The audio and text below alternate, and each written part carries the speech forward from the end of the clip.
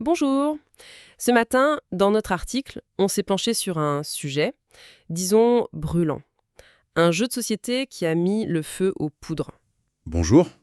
Oui, et la question centrale elle est vraiment complexe. Peut-on transformer un conflit aussi récent, aussi douloureux que les troubles en Irlande du Nord en un simple jeu de plateau? C'est ça. Parce qu'on parle d'un jeu qui s'appelle The Troubles, Shadow War in Northern Ireland. L'idée, c'est de lancer des dés pour potentiellement réécrire un événement comme le Bloody Sunday. Oui. Rien que de le dire, ça crée un malaise. C'est un malaise tout à fait compréhensible. Mais il faut préciser tout de suite, ce n'est pas le Monopoly de la guerre civile, hein. Ah non, clairement pas. On est sur une simulation historique très très poussée.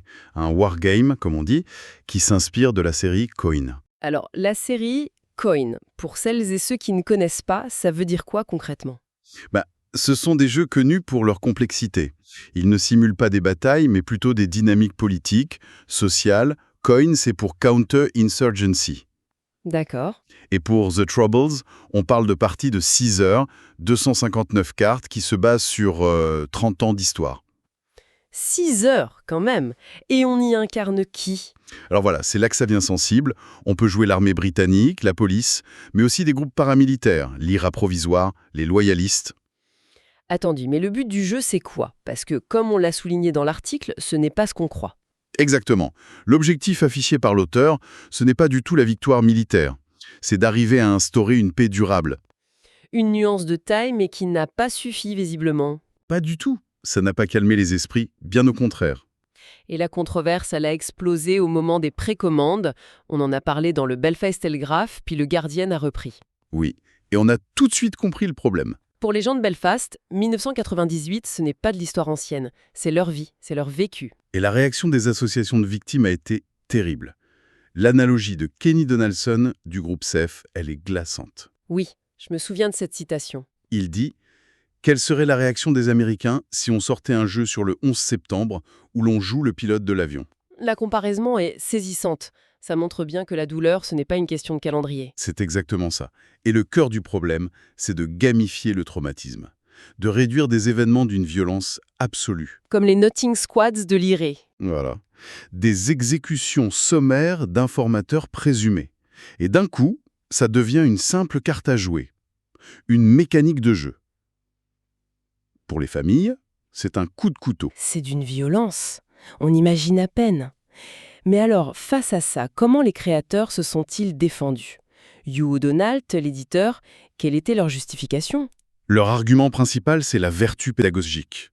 Pour eux, le but n'est pas du tout de glorifier la violence. Mais plutôt de l'expliquer. C'est ça, d'expliquer les engrerages très complexes du conflit. Ils le voient comme une sorte de cheval de Troie éducatif pour en fait transmettre cette histoire aux jeunes générations qui ne la connaissent pas. Un argument qui n'a pas vraiment tenu, puisque comme on le mentionne à la fin de notre article, la polémique a eu des conséquences très directes. Oui, l'éditeur a cédé, le jeu a été retiré de leur site, les précommandes annulées, fini. Et ce n'est pas un cas isolé, c'est aussi un point qu'on a voulu analyser. Non, pas du tout, on a vu Scramble for Africa être annulé à cause de son traitement du colonialisme. Et à l'inverse, on a des jeux comme This War of Mine qui abordent la guerre du point de vue des civils et qui sont des immenses succès critiques. Exactement, c'est un débat permanent dans le monde du jeu. Finalement, la vraie question, c'est où se situe la frontière, la limite entre la simulation historique sérieuse et une sorte de voyeurisme ludique. Je pense que cette affaire révèle surtout un fossé. Un fossé générationnel, géographique. Pour un concepteur de jeux américain, 1998, c'est l'histoire avec un grand H. Alors que pour une victime à Belfast, c'est hier, c'est sa vie. Voilà. L'erreur, ce n'est peut-être pas de s'attaquer à un sujet difficile. Le jeu peut tout aborder.